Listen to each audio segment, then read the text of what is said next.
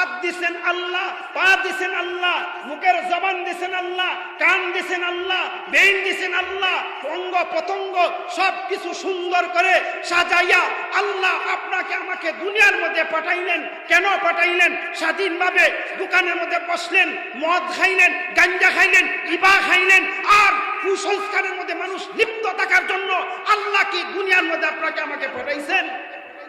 কার গোলামি অর্জনের জন্য? আল্লাহর গোলামি অর্জনের জন্য।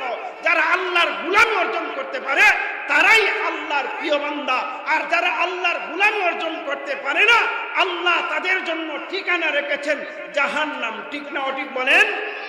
আল্লাহ রাব্বুল আলামিন বলেন, হে ইমানদাররা, আল্লাহকে ভয় করো, ভয় করার মতো। ওয়ালা তামুতুন্না ইল্লা ওয়া আনতুম মুসলিমুন, মুসলমান না হয়ে তোমরা মৃত্যুবরণ করো না। মুসলমান